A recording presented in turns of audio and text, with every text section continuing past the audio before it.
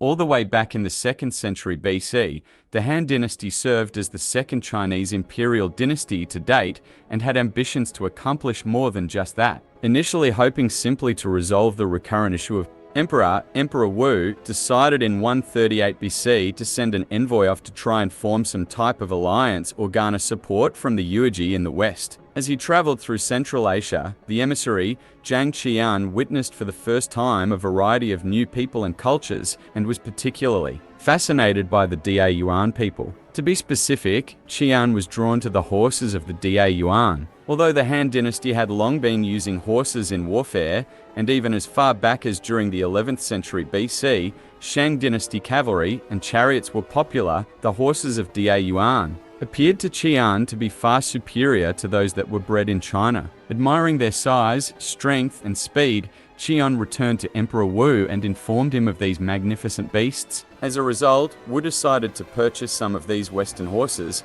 and in a short matter of time, with the help of their new horsepower, the Han Dynasty was able to address the Xiongnu threat. Impressed by the success of Qian's journey west and the collaboration it inspired, Emperor Wu decided to take things a step further, triggering the official opening of the Silk Road in 130 BC, connecting the air to the west through a network of trade routes spanning roughly 4,000 miles from end to end, reaching from the Han in China to the tips of Europe. This was not the first such road, or more accurately roads, to create an international trade route though. In fact, it was the Persians under Darius I and the Persian Empire who had created the original. This was known as the Royal Road, and it stretched from Susa, which lies in modern-day Iran, all the way nearly 2,000 miles to the west in Sardis, which is today a part of Turkey. The Persians would also add smaller routes to the which reached parts of the Indian subcontinent and northern Africa as well, and this network came to be roughly 300 years prior to the opening of the Silk Road.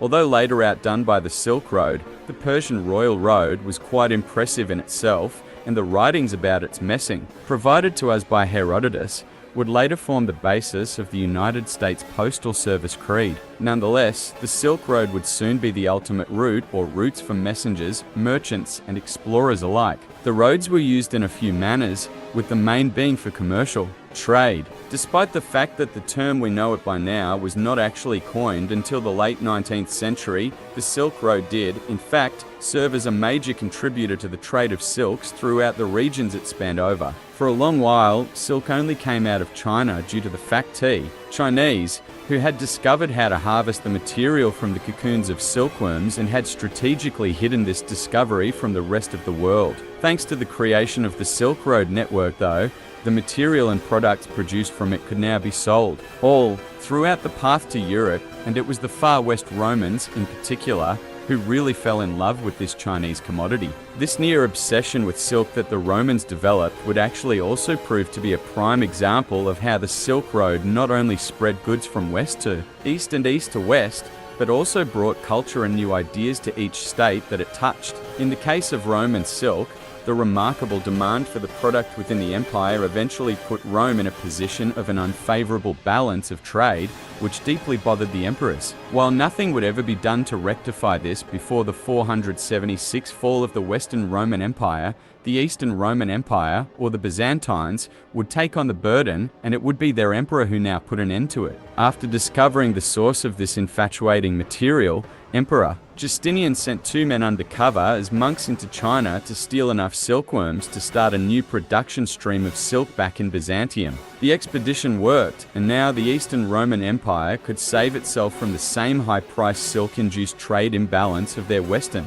counterpart. Silk was still not the only popular export along the Silk Road though. Additionally, from east to west, products such as teas, dyes, spices, porcelain, paper, gunpowder, and medicine were all frequently traded. Paper and gunpowder would go on to make significant impacts in the contemporary European world, with gunpowder changing warfare as they knew it, and paper soon becoming the primary canvas for writing. As the Eastern trade changed the Western culture and world, the West did the same for the East. Western merchants would sell goods like glassware, textiles, animal furs, certain foods such as fruits or honey, live animals, rugs and blankets, armor and horse riding necessities. Here alone we see the inspiration for new thinking and new ways of life being passed along the network of trade routes, and this does not even include the spread, religions and ideologies that would occur thanks to the merchants and travels themselves. And yet all of this was done whilst most merchants, messengers and the like never went across the whole Silk Road network.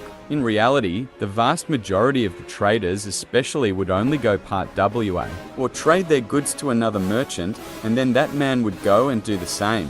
This created a large system of middlemen, and also allowed for the opening of new businesses, inns and resting places for the common. Caravans would soon begin popping up along the routes, and on the less legal side, robbers became frequently employed. There was one man who would travel from one end to the other though, and he would later make the road famous through his writing about the journey. It was Marco Polo who spent 3 years alongside his father, aged only 17, traversing the Silk Road until they finally reached the Chinese palace of Kublai Khan in 1275 AD. The Polos would stay in Asia for years more, where the young man travelled to places he'd never seen and met people and cultures he'd never imagined. When Marco Polo yet again travelled along the Silk Road, this time to return home to Venice in 1295, he brought back with him all of the knowledge and experience that he had gained from his time in Asia and shared it all with the European world. In his book, The Travels of Marco Polo, language, culture, religion, discovery, and so on and so forth were all shared along the Silk Road,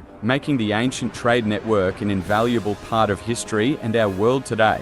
Even disease spread along the routes, and many historians point to the Silk Road in particular as being the possible culprit for the spread of the devastating Black Death in the 14th century. Yet, the Silk Road only lasted for another 100 years. This is because after the Ottoman Empire conquered Byzantium, the Ottomans all but entirely cut off any trade with the West and shut down the Silk Road. Looking for ways around this, many Europeans began to explore the seas instead, hoping for a means around the blockage on land. This birthed the age of discovery, lending soon to the eventual European expeditions to the New World that would shape so many countries as we know them today. In many ways, it was the Silk Road itself that can be credited for these monumental moments in history, as it was the possibilities provided by the incredible trade network that would give Europeans a craving for further exploration and global trade, which would send them to the seas in response to the Ottoman intervention. Thus, the Silk Road worked in a plethora of ways. It served, obviously, as a hub for international trade and commerce. Additionally, these routes would open up new journeys for explorers, allow for easier passage of messengers from east to west,